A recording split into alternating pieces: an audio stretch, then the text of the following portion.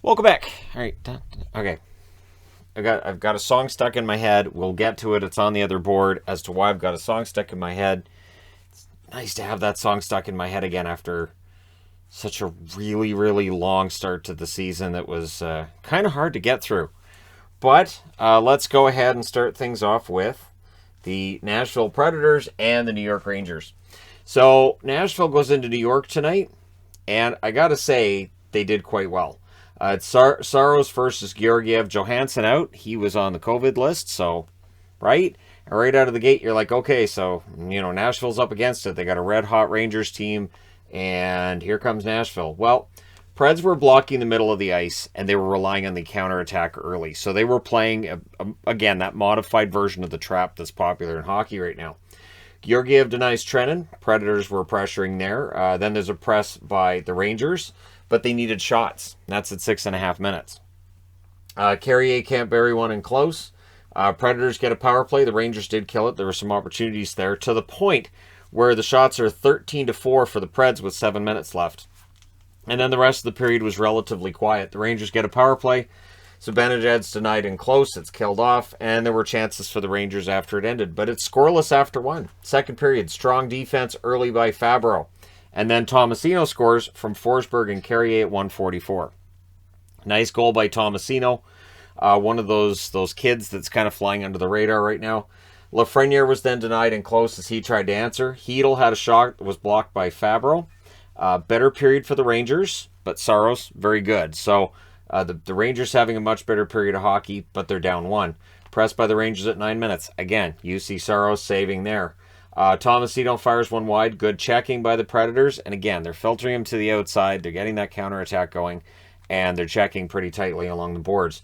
Rangers press with 5 minutes left. Lots of zone time in the second half for the Rangers. But we go to the third period with it 1-0 for the Preds. And the Preds get that early pressure. Carrier has a rush chance that's saved. McCarron had a shot bounce high. And then Tolvanen backhands one wide. And then the Rangers start getting their chances. Saros again, the storyline in this one. Power play for the Rangers. Saros robbed Strome. And he enjoyed doing it once so much that he did it a second time as well. And then that power play is killed off. At the halfway mark, the shots are 9-4 for the Rangers. And it would keep up like that. Hitting was picking up in the second half too. The Preds defense was definitely bend, don't break. So the Rangers were able to get access to the zone and get shots, but they were trying to keep them to the outside and make sure that rebounds were cleared if they were handy.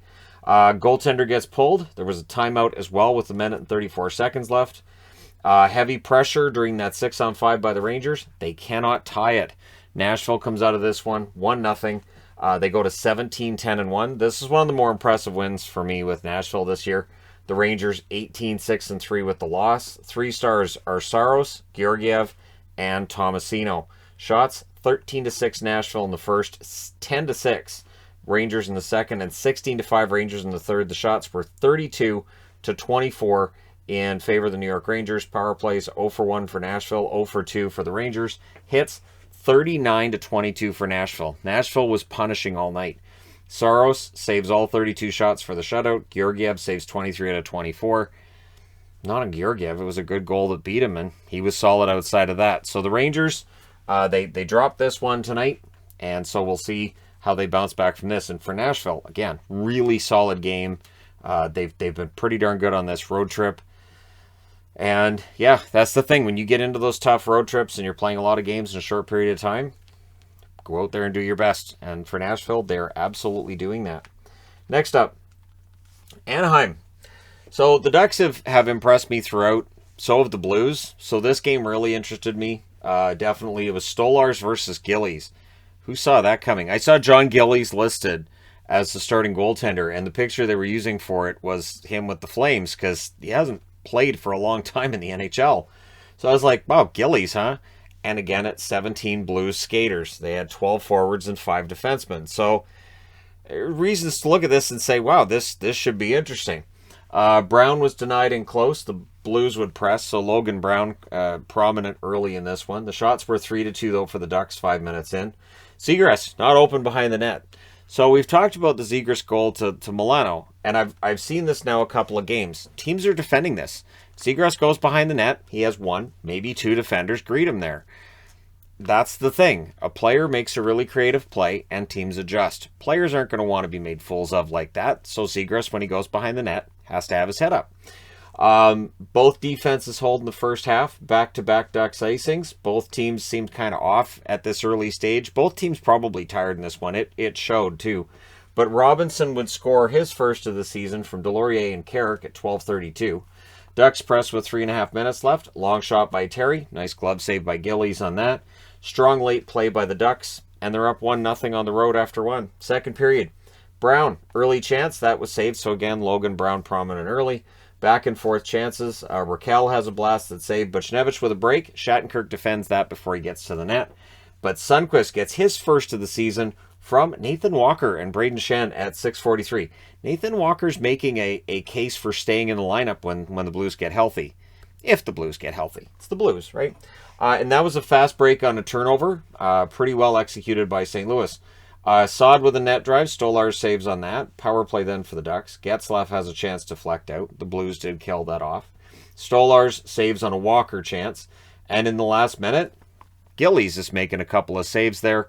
So we go to the third period tied at 1. It is a goalie battle between Stolarz and Gillies. Who saw that coming? Nobody.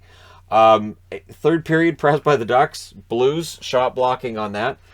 Steele tips one just wide. Strong first 5 minutes by Anaheim. And again, they came out and it really looked like they wanted it. Gillies saves the next tip by Steele. Stolarz then saved on Bortuzzo. The game's opening up in the third period. Both teams probably sensing, hey, we got to empty the tank here and we're going to do our best. And really, Anaheim was doing quite well. Drysdale fires one. Gillies saves, holds onto it. The Ducks press at 7.5 minutes. The puck's turned over. Shen gets it to Walker. And again, it's one of those rush chances on a turnover. It snapped high. Walker with his 4th goal in 3 games at 7 minutes and 40 seconds. Walker then tries for another. So nobody's told Walker he's not a goal scorer at the NHL level. Blues press during that. Short shifts for 2 tired teams. And then Terry scores from Fowler and Steele at 13:29. Hard work led to that goal, and then the Ducks press with 1.5 minutes left. They were going for the steal. So we go to overtime. And again, the Ducks control early. Buchnevich then gets the puck, shot saved. Post for Terry, some good back and forth action. Ducks press with 2 minutes left. Milano was denied by Gillies. And then Terry. Perunovic turns over the puck. He has to pull Terry down. That gives Terry the penalty shot.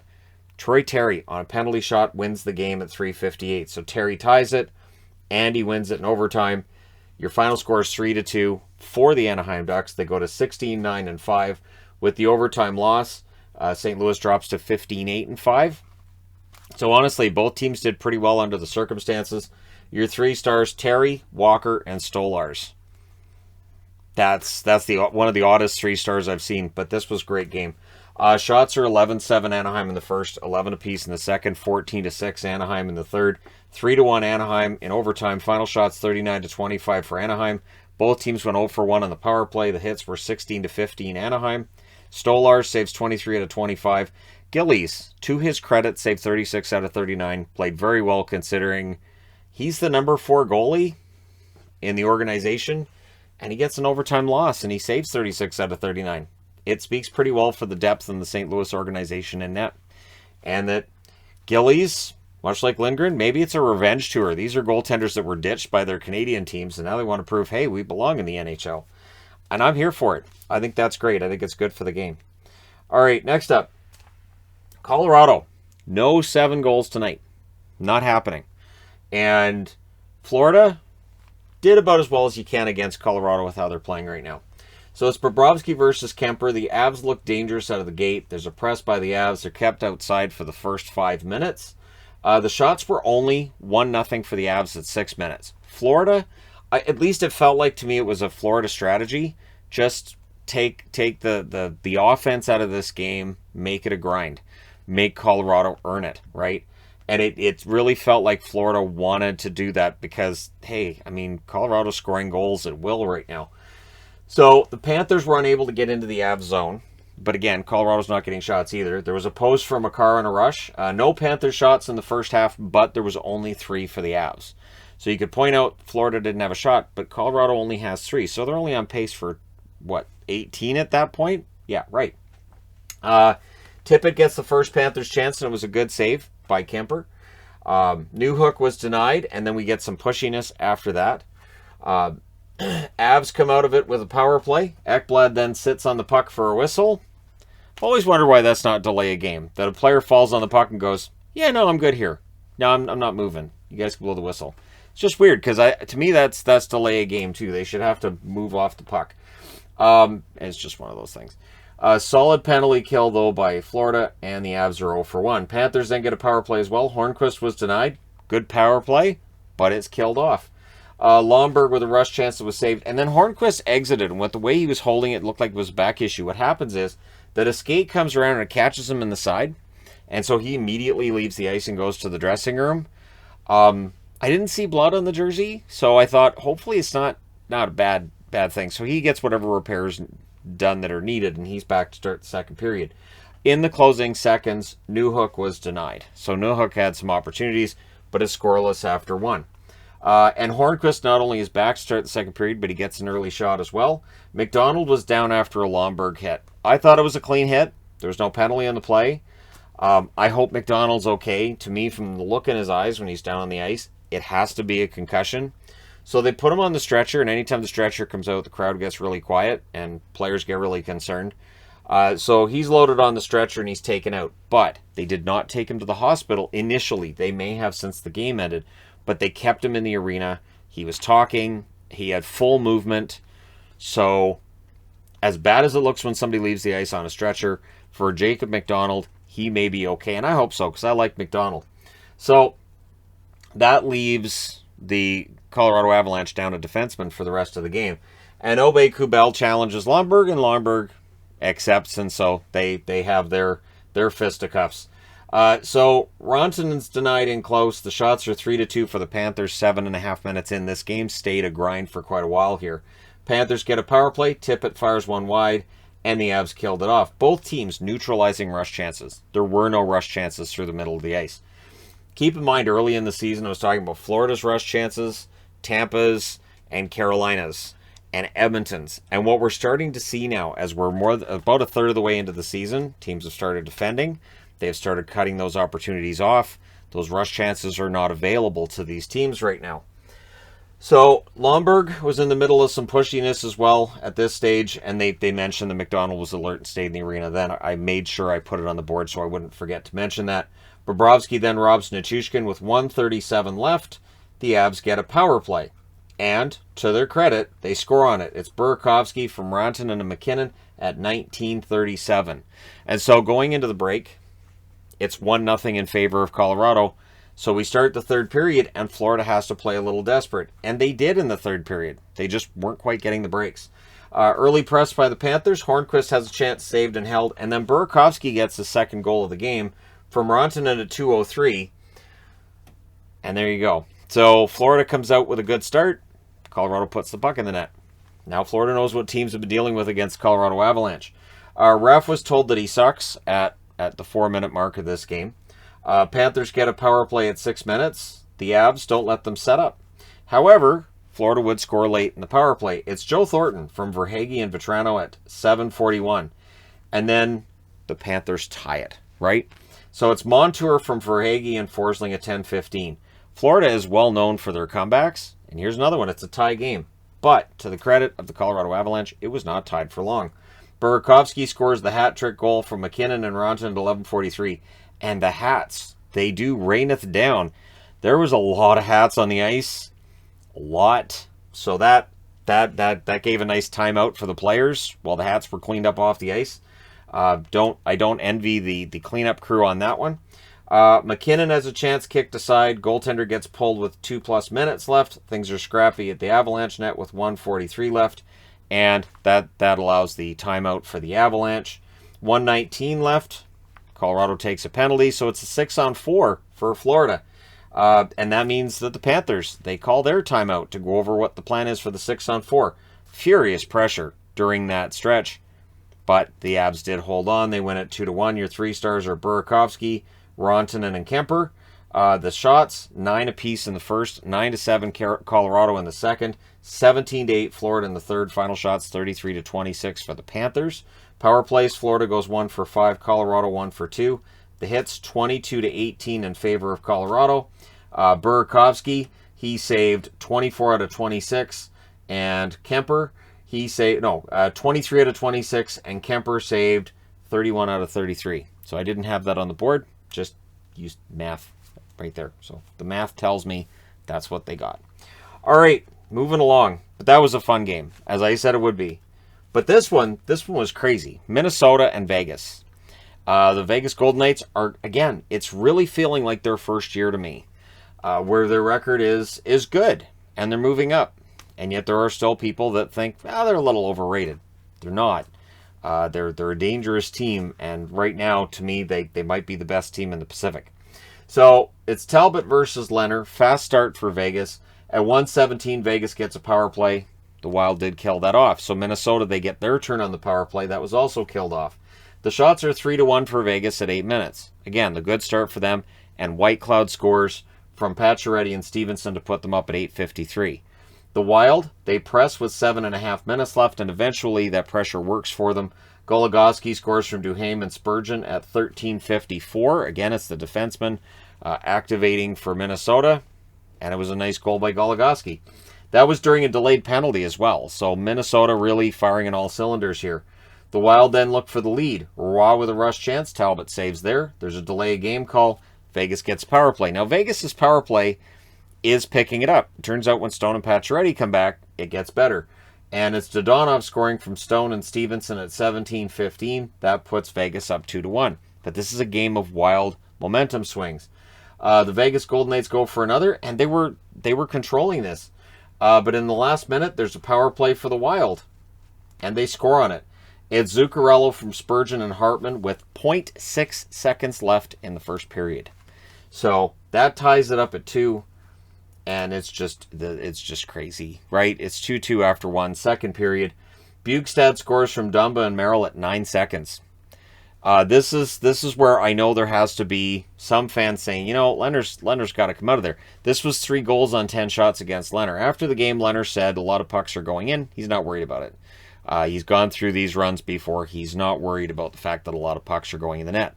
I don't know if the coaches are worried. I don't know if his teammates are worried. I know there's some fans that might be, but Leonard's not. So we'll see what happens.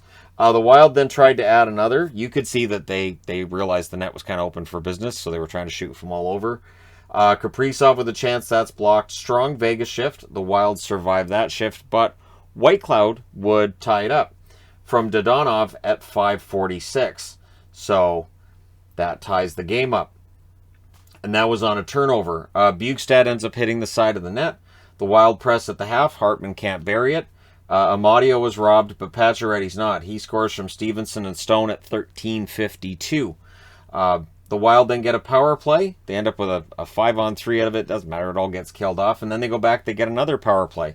So what happens out of that one? Nothing. Vegas survives that power play as well. Whitecloud was robbed of a hat trick. We go to the third period with Vegas in the lead. Minnesota would tie it. It's Foligno from Spurgeon and Eriksson Ek at 1:22. And that one went off of Leonard's glove and then bounced into the crease where Foligno put it in. So unlucky break for Leonard, and it's in the net.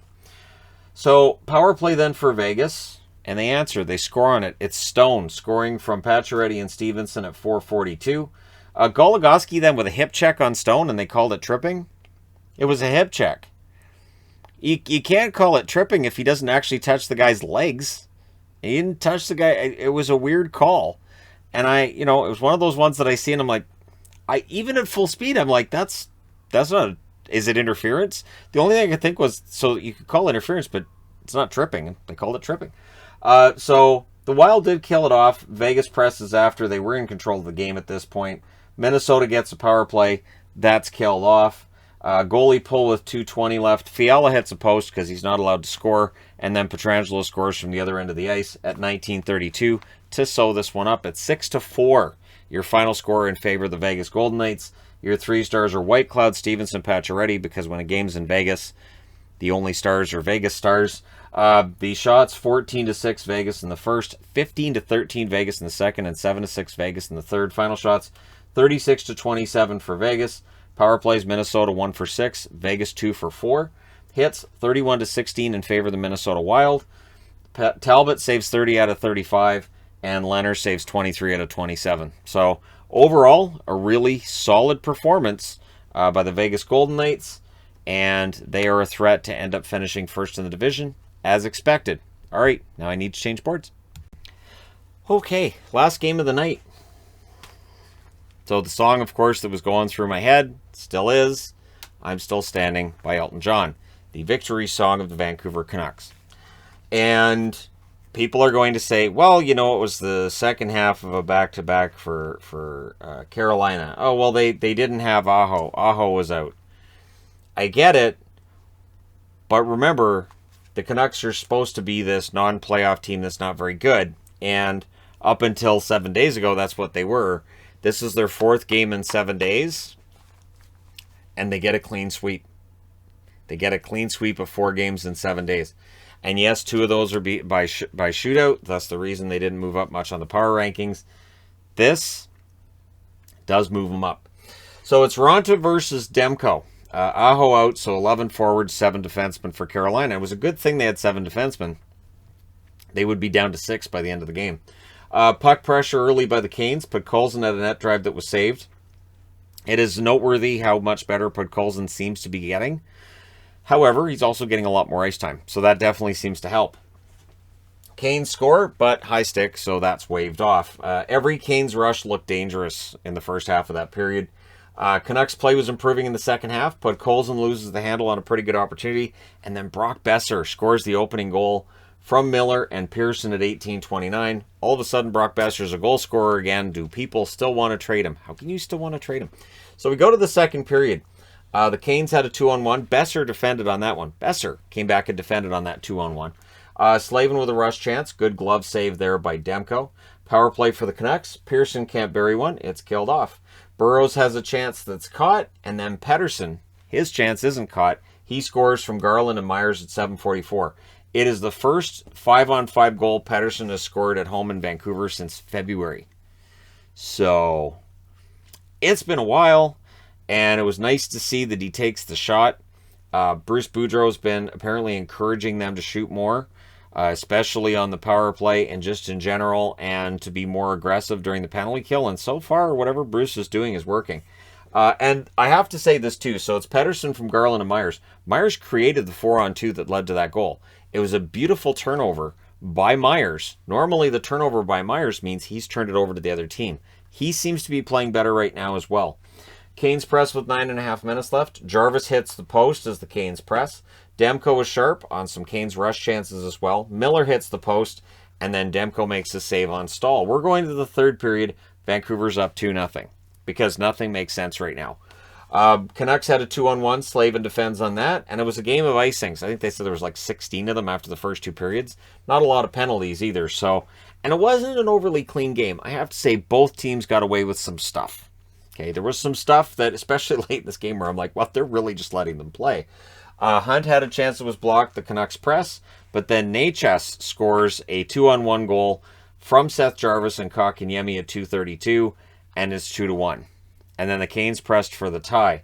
Now, to the Canucks' credit, there was nowhere near as many shots taken by Carolina in the third period tonight as there would have been when Travis Green was coaching him, say, a few weeks ago. Horvat with a shot. Chatfield blocks on that. There was some end-to-end action, which I think favors the Canes. I think the more wide open this game gets, the more that it favors Carolina. Garland couldn't bury an insurance goal. The Canes get a power play. That's their first and only. It was a dangerous-looking power play. Jarvis gets the only shot of it, and the Canucks did manage to kill it off. Close calls at the Canucks net with 9 minutes left. Chatfield throws a hit, and he took the worst of it, and he ended up exiting. Not sure what exactly it is, but the good news for Carolina is once they get back on the American side and they can get all their teammates together, odds are Chatfield was probably going to get sent down anyways. But if he ends up on waivers, I don't know. He's played really well for Carolina. I don't know if he clears right now. Horvat was then denied on a break. Dickinson nearly gets his second goal of the season. He's been better too after Bruce Boudreau's been picked up. Stahl with a rush chance, that was saved and held. Svechnikov fires one high as the Canes press. Miller and Pearson were both denied with about 2:15 left by Ronta. So with 2 minutes left, there's a timeout called by the Canes. They pull the goaltender, And the Canucks, they hang on. There were some opportunities. There were some chances. No empty net. Really good empty net looks for the Canucks, but there were some chances. They hang on. Bruce Boudreau goes to 4-0. How rare is that? That is the first time that a coach in the history of the Vancouver Canucks has gone 4-0 to start their career as the coach of the Vancouver Canucks. So, even though he may not like Bruce, there it is, which is what's come out. He doesn't like Whoop, there it is. And it does seem like that would not be his demographic either. I never liked the song myself. I still don't. I just think it's kind of a fun chant. And because I think I was too old for it when it came out, I was like, this is stupid. So I can understand if Boudreau feels the same way, but right now Canuck fans are pretty happy. The chants broke out again. They win 2-1. Carolina drops to 19-7-1. Vancouver improves to 12-15-2. It's still a bad record, but it's a lot better than 8-15-2. So they've gone from, wow, your record's bad, to, hey, your record's really mediocre. And right now, if you tell the Canucks that, be like, hey, thanks, we've been working on it. So your 3 stars are Demko, Myers, and Pettersson. All 4 games this week, Demko's the star in. Twice he's the first star, once he's the second star, and once he's the third star. The shots, 10-6 Carolina in the first, 11-10 Vancouver in the second. Both teams had 9 shots in the third.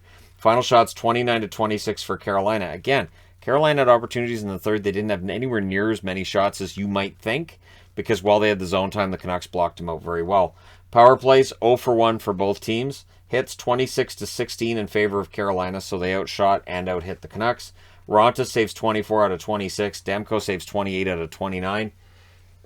I probably would have given Ronta a star, honestly, but I understand why Myers, with that great play that led to the Pettersson goal. I get it. But yeah, so fun game.